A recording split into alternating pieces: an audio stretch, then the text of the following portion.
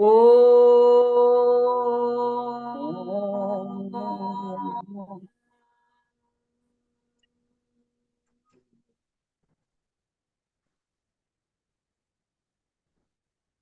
ओ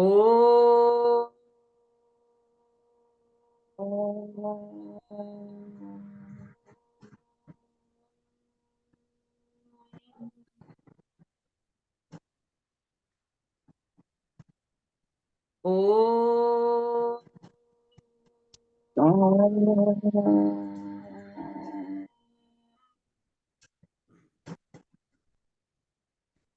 गुरुर्ब्रह्मा गुरुर्विष्णु गुरुर्देवो महेश्वरा गुरुर्साक्षात् परं ब्रह्म तस्मै श्री गुरुवे नमः। ओम शांति शांति शांति। जय गुरुदेव। और अब हम करेंगे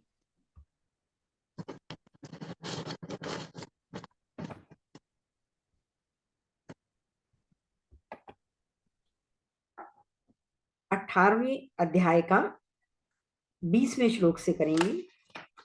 हम कर रहे थे पिछली बार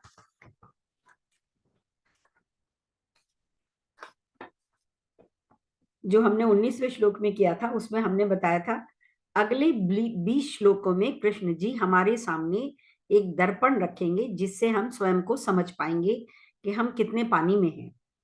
इस खंड को पर्सनैलिटी चार्ट भी कह सकते हैं, जिससे स्वयं को पता चलना है कि हमारा कौन सा कमजोर पक्ष है और कौन सा प्रबल पक्ष है। उदाहरण के लिए आपके आयकर के रिटर्न को देखकर कोई भी अच्छा सीए बता सकता है कि आपका आर्थिक स्तर स्वस्थ है या नहीं। मेडिकल रिपोर्ट देखकर कोई भी डॉक्टर बता सकता है कि आप शारीरिक रूप से स्वस्थ हैं कि नहीं।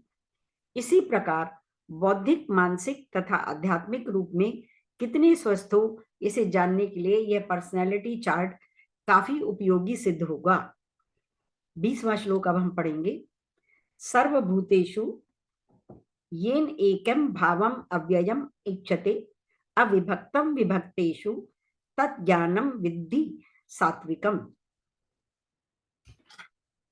अर्थात जिस ज्ञान से अनंत रूपों में विभक्त सारे जीवों में एक ही अविभक्त आध्यात्मिक प्रकृति देखी जाती है, उसे ही तुम सात्विक जानो।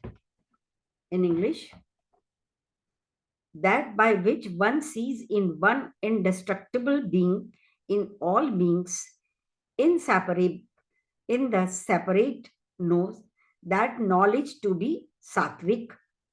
जैसे सोने के ज्ञान वाला सुनार सब जेवरों में सोना देखता है, कुम्हार सब मिट्टी के बर्तनों में मिट्टी देखता है, इसी प्रकार जो मनुष्य जीवों में आत्मा को देखता है वह ज्ञान सात्विक है। आर्थिक स्तर पर हर मनुष्य अलग अलग स्तर पर है। कोई करोड़पति है, कोई गरीबी में जकड़ा हुआ है। शारीरिक स्तर पर हर मनुष्य में भिन्नता होते हुए भी समानता है। सामान्य रूप से हर मनुष्य के पास हाथ, पांव, नाक, कान, सामर्थ्य इत्यादि समान है। मानसिक स्तर तो भिन्नता और कम हो जाती है। दुनिया के किसी भी कोने का मनुष्य मात्र सुख, लाभ और विजय ही चाहता है। इसलिए मानसिक स्तर पर एकत्व भाव और अधिक है। बौद्धिक स्तर पर तो भेदभाव और कम हो जाता है। जैसे हम सब भारतीय हैं, इस विचार में काफी समानता है, और अंततोगत्वा आत्मा के स्तर पर तो दूसरा कोई है ही नहीं। हम सब में एक ही आत्मा है। जिसकी दृष्टि उस संपूर्ण को देखती है वह सात्विक है। व्यावहारिक स्तर की बात करें तो जो मनुष्य दूसरे मनुष्य को पूर्णता से देखता है, अर्थात वह पूरी तरह से जानता हो कि यह व्यक्ति निर्दोष है, तत्पश्चात उसके एक दो दोषों को नजरअंदाज कर देता है, वह ज्ञान सात्विक है। उदाहरण के लिए आप जानते हैं कि आपका मित्र वास्तव में आपका शुभचिंतक है तथा किसी कारणवश आपको जन्मदिन की बधाई न दे पाता हो। ऐसे में सात्विक ज्ञानी उसके इस कार्य से उसके पूरे चरित्र का चीरहरण नहीं कर देगा। साथ ही साथ यदि कोई जान पहचान वाला व्यक्ति वास्तव में आपका शुभ चिंतक नहीं है, फिर भी वह आपके सामने काफी बहुत आवभगत कर रहा हो, तो भी आप उसके एक कृत्य से अपने विचार को नहीं बदलेंगे, तब आपका ज्ञान सात्विक है।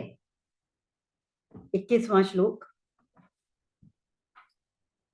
पृथक्त्वेन विभाजन के कारण तू यत ज्ञानम नाना भावान पृथक विधान वेत्ति सर्वेषु भूतेषु तत् ज्ञानम विद्धि राजसम। जिस ज्ञान से कोई मनुष्य विभिन्न शरीरों में भिन्न भिन्न प्रकार का जीव देखता है, उसे तुम राजसी जानो। In English, but that knowledge which by differentiation sees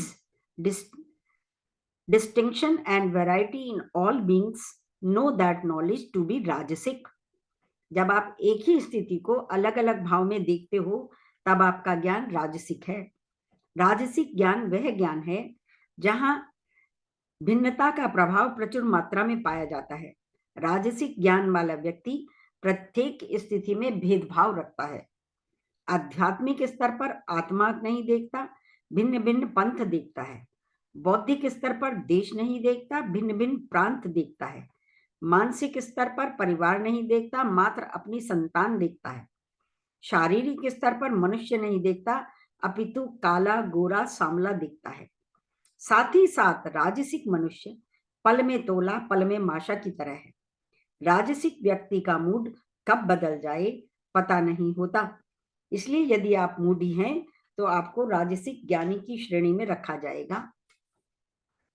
22वां श्लोक। यत् तु कृत्स्न वत् एकस्मिन् कार्ये सक्तम अहेतुकम अतत्व अर्थवत् अल्पम च तत् तामसम उदाहृतम। और वह ज्ञान जिससे मनुष्य किसी एक प्रकार के कार्य को जो अति तुच्छ है सब कुछ मानकर सत्य को जाने बिना उसमें लिप्त रहता है, तामसी कहा जाता है। In English, indeed that which clings to a single facet as if the whole without reason, without foundation in truth and is trivial, that is declared tamasic. जब आप एक अंश देखकर उसको पूर्ण समझ लो तो वह ज्ञान तामसिक है।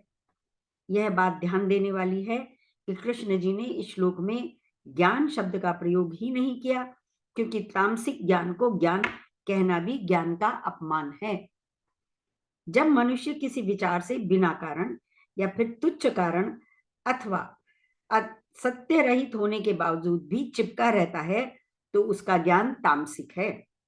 आध्यात्मिक स्तर पर आध्यात्मिक पद्धतियों को श्रेष्ठ तथा बाकी सारी आध्यात्मिक पद्धतियों को बेकार मानना तामसिक ज्ञान का प्रमाण है। बौद्धिक स्तर पर अपनी सोच पर अटके रहना तथा जिदबाजी के कारण अपने विचार को बदलना ही नहीं। मानसिक स्तर पर मात्र एक बार आपसे किसी ने कुछ अच्छा या बुरा कह दिया तो उम्र भर उस पर अच्छे बुरे का लेबल लगाना। शारीरिक स्तर पर अपनी जीवन शैली को बदलना ही नहीं, आलसी होकर अपनी सोच में पड़े रहना। आर्थिक स्तर पर वही पुराने तरीके ढूंढते रहना, नई सोच को जीवन में अंगीकार ही नहीं करना तामसिक ज्ञान की निशानी है। 23rd श्लोक। नियतम संगरहितम अराग द्वेषतः कृतम अफल प्रेप्सुना कर्म यत् तत्सात्विकम उच्यते। जो कर्म नियमित है और जो आसक्ति राग या द्वेष से रहित कर्म फल की चाह के बिना किया जाता है वह सात्विक कहलाता है। In English, an obligatory action executed without attachment, free from like or dislike and not desirous of fruit is called सात्विक। वह कार्य जो हमें नियति ने दिया है, अर्थात आप जिन कर्मों को करने के लिए बाध्य हो उन कार्यों को भी बिना लगाव, राग द्वेष और फल के विषय में न सोचते हुए ही करना सात्विक कर्म कहलाता है। बाह्य कर्म दो तरह के होते हैं, जिसे शास्त्र नित्य कर्म तथा नैमित्तिक कार्य कहते हैं। नित्य कर्म वे हैं जिन्हें आप रोजमर्रा की जिंदगी में करते हो। उदाहरण के लिए नहाना, शौच करना, पूजा पाठ करना, व्यापार करना, रोजगार करना इत्यादि। हर उम्र में जीवन शैली तथा माहौल में नित्य कर्म बदलते रहते हैं। जैसे बच्चे के नित्य कर्म, युवक के नित्य कर्म भिन्न भिन्न हो सकते हैं। दूसरा है नैमित्तिक कार्य। ये वो कर्म है जो जीवन में कभी कभी करने होते हैं, जैसे विवाह करवाना, विवाह करना, जनेऊ धारण करना, घर में कोई बीमार है तो उसे अस्पताल ले जाना, परिवार के किसी व्यक्ति का अंतिम संस्कार करवाना इत्यादि। ये वे कर्म हैं जो आप रोज नहीं करते, जीवन में कभी कभी करने पड़ते हैं। ऐसे कर्मों को नैमित्तिक कर्म कहा जाता है। प्रकृति जो भी जिस तरह का भी जब भी आपको बाह्य कर्म दे, उसे भी लगाव, अहंकार अथवा फल की इच्छा के बिना करना सात्विक कर्म माना जाएगा। अहंकार भूतकाल का परिणाम है, लगाव वर्तमान की परिधि में आता है तथा फल का कर्म क्षेत्र भविष्य में आता है। जब भी इस भाव से कर्म करते हैं कि करना ही है, चाहे पसंद हो या ना हो, तब आपका कार्य सात्विक माना जाएगा। मतलब आपको अगर कोई काम अच्छा भी नहीं लगता और उसके बाद भी आप ये सोच के उसे करते हो कि करना ही है, ये मेरा कर्तव्य है, तो वो सात्विक की श्रेणी में आएगा। 24वां श्लोक। यत् तु काम इप्सुना कर्म स अहंकारेण वा क्रियते बहुल आयसम तत् राजसम उदाहृतम।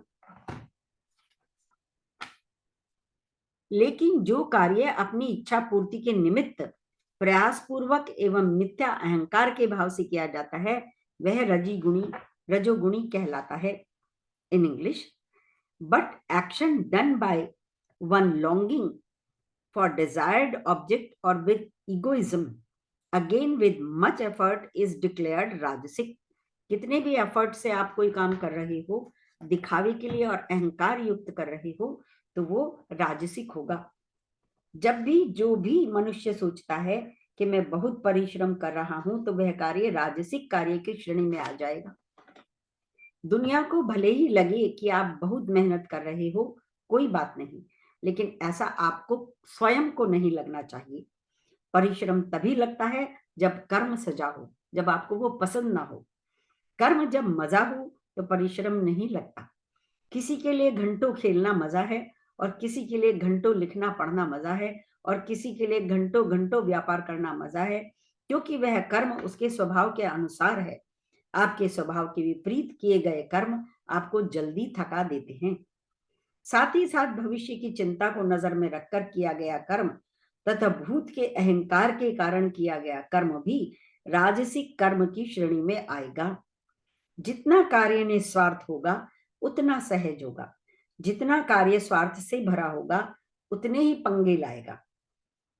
यहाँ यह बात दोबारा बताना जरूरी है कि कोई भी पुरुष, कोई भी मनुष्य 100% ना तो सात्विक होता है, ना राजसिक और ना ही तामसिक।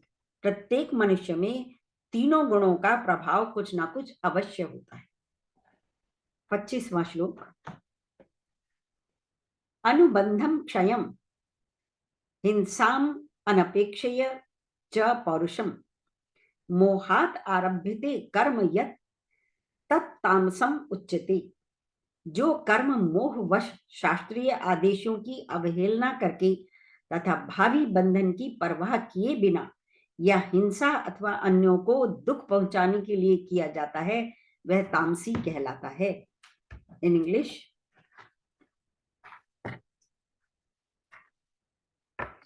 the action undertaken from delusion regardless of the consequence, loss, injury and ability is called tamasic.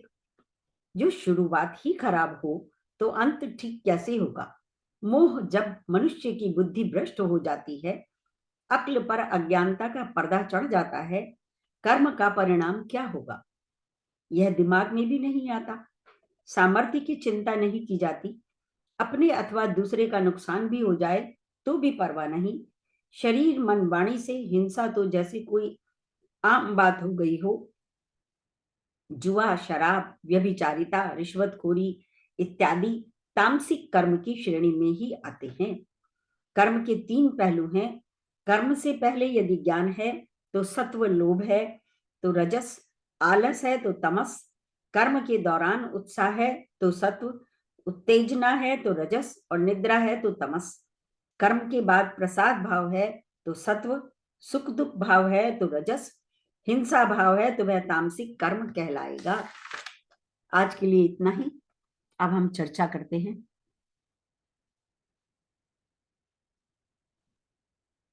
अगर किसी वजह से बंद हो जाए तो दोबारा हम उसको दोबारा आ जाएंगे उस पर, जूम पर।